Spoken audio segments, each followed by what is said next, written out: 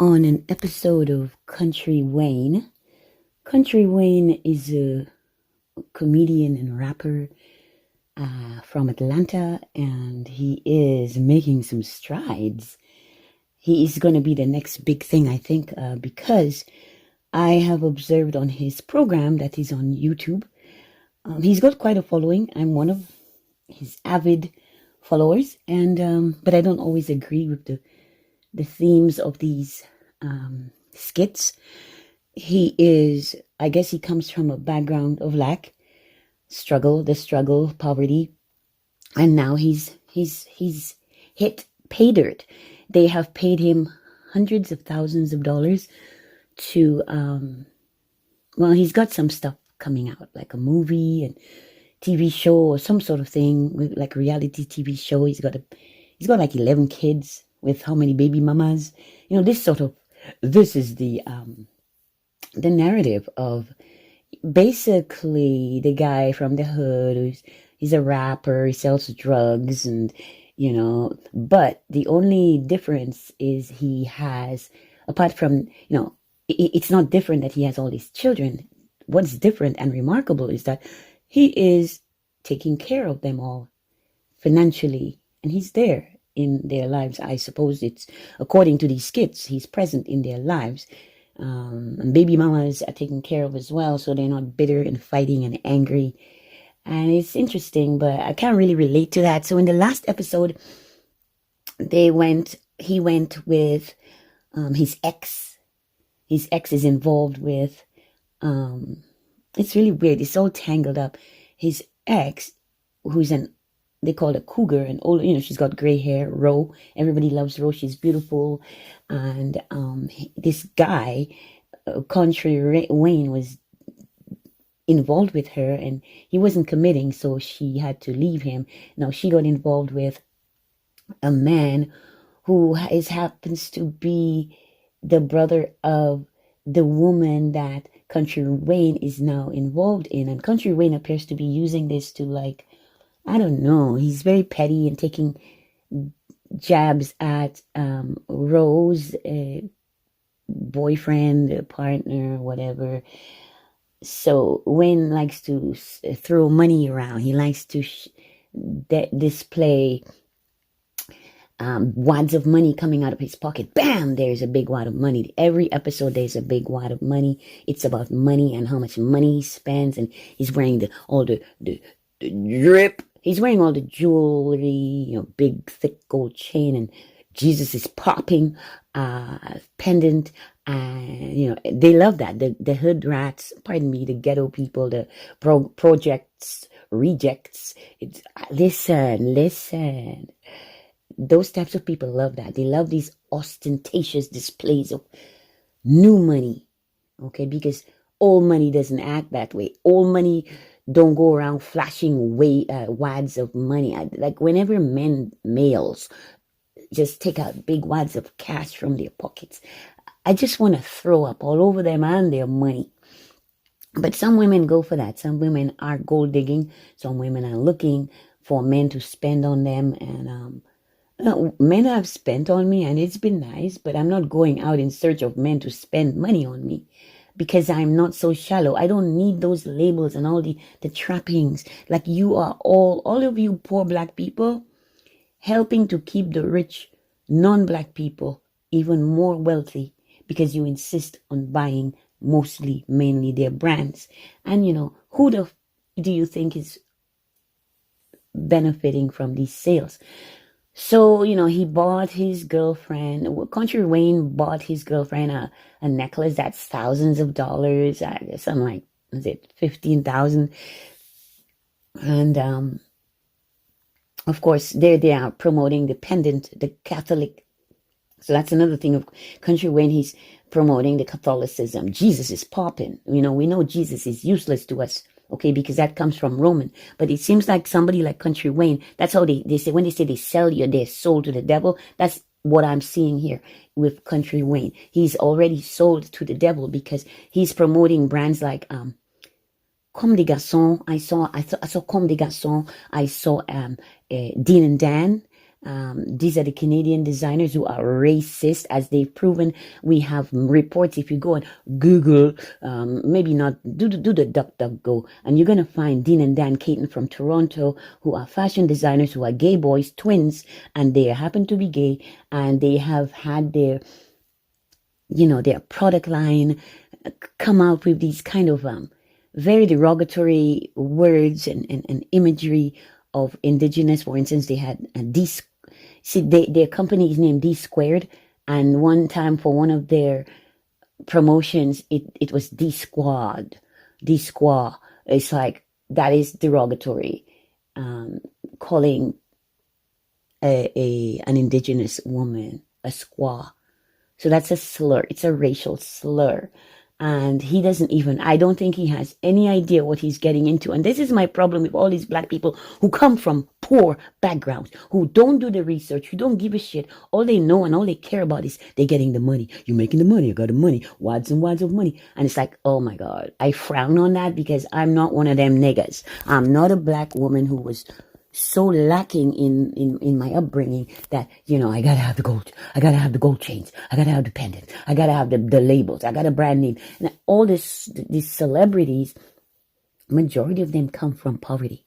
And that's why they also are flashing these. They have the money. At least they can afford it. But you at home, that's my problem. You at home watching them.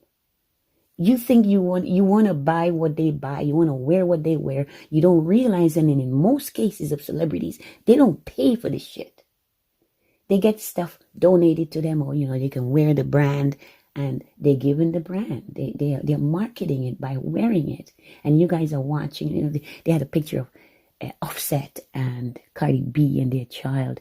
And Offset and Cardi are wearing these, like Gucci jackets, and I don't know if these are Yeezys boots. They're ugly, hideous fucking rubber boots. These are rubber boots that we laborers use, working class people use. People on a farm shoveling fucking shit, they wear these rubber boots because you can hose them off. They're waterproof, and in gardening, I have rubber boots. People who work the land, who are doing this manual tasks that are very important to us, because they're providing food for us, nourishment for us. And these are the people who get laughed at, the marginalized, the working class. We get laughed at, and they take our work apparel and it becomes a fashion statement because some turd decided, well, I'm going to put out this line of rubber boots. They're ugly as hell. It must be freaking Kountry. They must cost like $3,500 to maybe $4,000, $4,000 rubber boots. But here's the thing. Here's Cardi B and her Offset, and they are posing, in front of their, their $1 million mansion or whatever, and their friggin' exotic autos that cost so much, because they come from backgrounds of lack, and now they have. So they're going to show you black people what you're missing. And they're holding their child, and the child is wearing like a party dress. Well, this child is underdressed. These people are wearing boots and jackets, and the little girl, no. So, it makes you see that this is all about showing off, and it's just showing off. Ostentatious displays of wealth, because most of these black people come from backgrounds of lack. So I want some balance in this. I'm tired of seeing these hood rats and these people, project people, and no problem there, except let's have some balance. Let's have some representation of black people who actually grew up with something, who actually didn't grow up so poor. You're going to see they're not flashing European labels. They're not flashing all this jewelry. And, you know what? I have jewelry and I'm trying to get rid of it. I don't wear jewelry, except I keep the earrings in my ears, and sometimes I'll change it. I very rarely even change. I have so much jewelry and I don't wear it because I'm not of that mindset. I'm not trying to look rich. I feel rich inside of me. I've always felt wealthy because I'm Source, and I'm hooked up to Source, the Most High, God, the Father, the Mother, That's how I see God. God is not Father, Son, and Holy Ghost and all this shit, like the Catholic Church, the Romans brainwashed the world, Vatican powers, because people keep giving money to these Italians, to these Germans, to these Englishmen, to these Spaniards, to these Belgians and the Dutch, and all of these MFers get wealthy of our resources, our labor, our bodies, our lives. And to see how they will pick a nigger and decide they're gonna promote this nigger. They're gonna throw money at this nigger. And this nigger will have so much money in his face that he will not be able to think straight, correctly. Because all he cares about is the money. So he'll sell out and he will not educate himself. He will not inform himself of what the F he's getting involved with. Like I said, Dean and Dan, they are Jewish, gay brothers in Toronto who are fashion designers. But unfortunately, what I've seen from their fashion designing is a lot of appropriation and theft. Okay, and it's in the news, unless if, they're the ones who control the media, those people, right?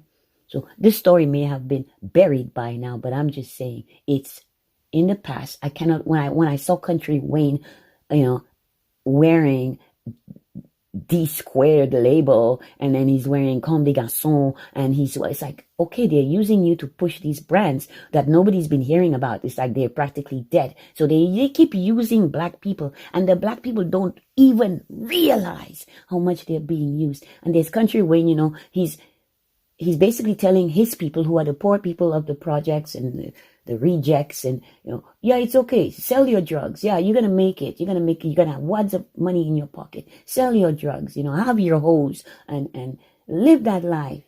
Drip. When I walk through, walk through. Drip. Anyway, I enjoy Kountry Wayne skits. I don't always like the content, the subject matter, but it helps me to see how these people live and to understand the motivation as to why they're so hell-bent on just seeking money, wealth, fame, and fortune without considering the effects on us as a group of black people. They see us as idiots who are so easily led. Just throw money at them and they're willing to do anything. Selling out. Yes, I'm Domina de la Pie, Mistress Ashes Storm. It's New Year's Day. All is quiet on New Year's Day. It is, because all of y'all are friggin' drooling in your beds, pissing and shitting yourselves, puking all over the place because you were partying. Happy New Year. All the freaking fireworks, scaring the wildlife, making all that noise and polluting our environment. But hey, you're partying. Why? Because you're drunk, you're high, and you're gonna get some piece of ass. You may have to pay or not. But it's the season of debauchery. And they say it's a new year, but as far as I'm concerned, the new year is not until the spring, honey. Spring is the new year, honey. I'm a spring child, so I feel it. I feel like now is the season of death. Things are dead. Things are dying. Things are not thriving, surviving. You gotta wait till March, April. That's my season. Yes. Mistress Ashes Storm, I'm Domina de la Pie. Thank you for listening. Please like, share, subscribe, comment or not. It's all good. I know y'all don't like how I talk because, we must all support and follow and want to be like these people who are actually trying to claw their way out of the ghetto. They're trying to claw their way out, and they're doing it in the worst ways possible. They're scamming people. They're robbing people. They're lying, cheating, thieving. Yeah. Selling drugs. Selling their ass, selling each other. You think your boyfriend is your boyfriend, but he's got a boyfriend. Your boyfriend has a boyfriend, and your boyfriend also has side pieces. He's selling his ass. Selling ass for the devil. Your boyfriends are actually devil worshippers. They're into Satanism. They're Luciferians. That's what I'm saying. That's what I'm hearing. And all of the people who call themselves Satanists and Luciferians and all of that, I see they're never sober. They're always high. Let me see some of y'all who say I'm atheist. Good for you. Good day.